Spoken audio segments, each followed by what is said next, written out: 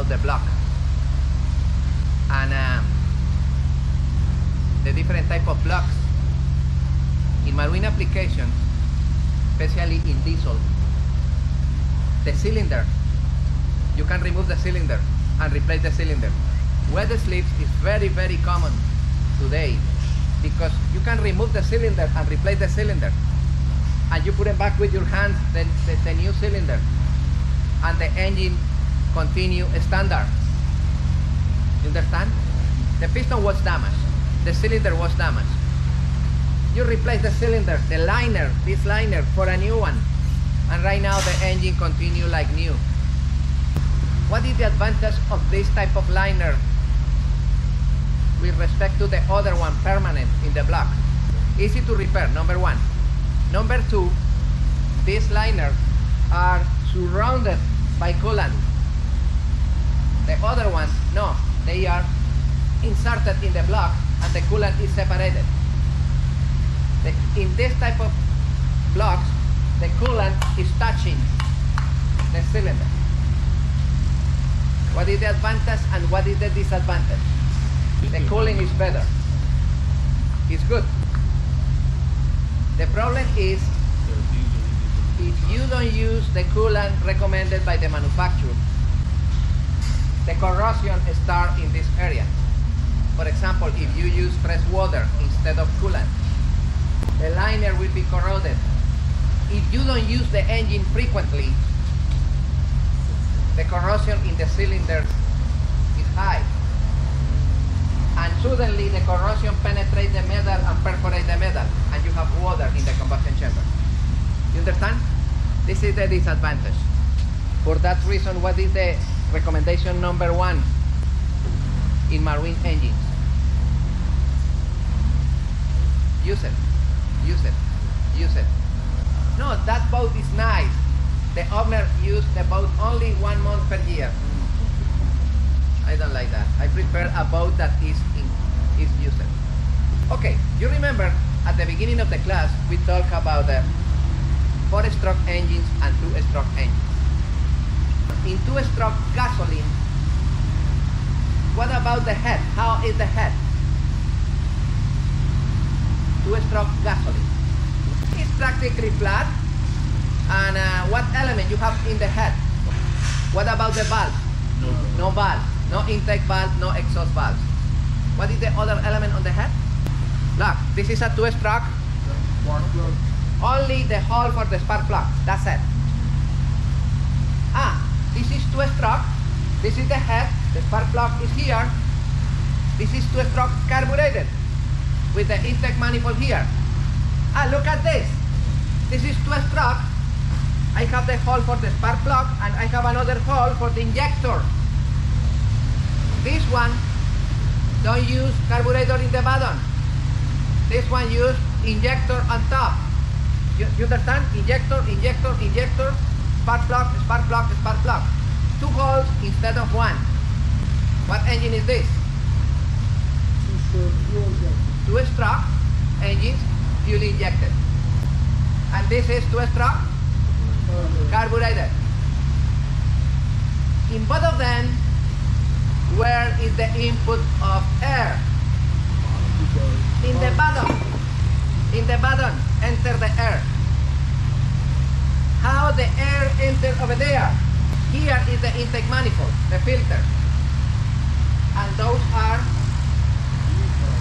the reed valve, open and close, and the air enter over there.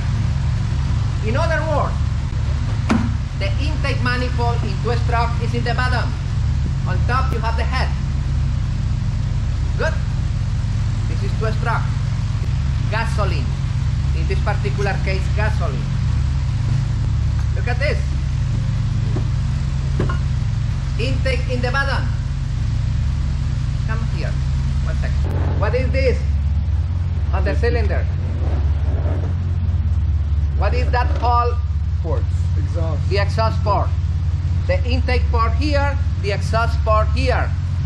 And on the head, you only have the spark plug and injector. You see the hole here? That cylinder is not complete, it's not solid. You have holes here for the exhaust port. When the piston is going down, in that moment, the exhaust is produced because air is entering in the bottom. This is the head. Look at this and this. What is this? What is this? Cooling port. Cooling jacket. Yeah. And here is located the thermostat. The salt water enter here, circulate internally and return here. Circulate through the block and return here. You understand? Raw water cooled. This is raw water cooled. What is the enemy of those engines and those blocks? Is raw water in contact with the metal. That's good? What happens if you use the outboard and when you finish, you don't flush with fresh water? The calcium produce that accumulation of calcium. That calcium impregnate the walls. What happened in 2 months with the heat transfer? When the salt water is circulating, You get overheat. cool? No, because that calcium is impregnated in the walls and reduce the heat transfer. Everybody follow me? In our diesel engine, we have the liner, we have the piston, and it's easy, repair only one cylinder. In what case you need repair only one cylinder? In what scenario? If salt water enter in one cylinder, how is possible that situation? It's possible that situation with the engine running. Excuse me. Salt water can enter in the combustion chamber in a diesel engine when the engine is running? No. If the engine is running, no. Because it's pushing out smoke. That's not possible. One possibility for salt water inside of the combustion chamber is if the fuel is contaminated with salt water. You know, if the water separator, the primary filter, is not working. Okay, salt water enter in one cylinder during the cranking, and what happened immediately? The engine start with the salt water. Lock, because the expansion of the aluminum is twice in comparison with the iron, and the engine lock. What is the name of that situation? Hydrolock. Hydrolock. Good? Alright. I removed the head. I found that one cylinder fully corroded. What is the next step? Can I repair that engine?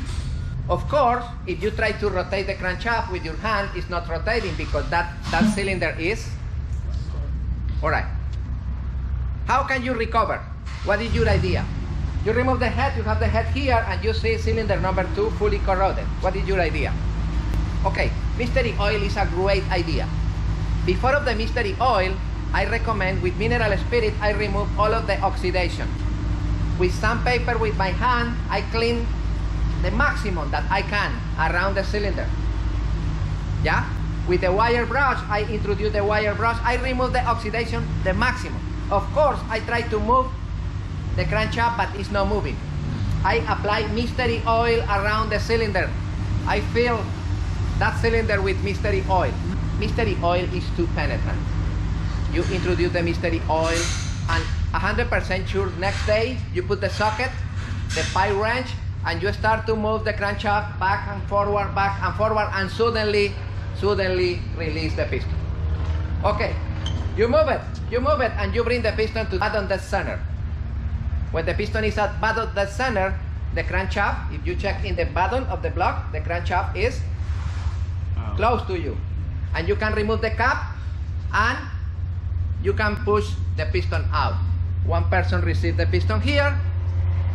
Now you have the piston, and we are going to hunt the cylinder with a special tool.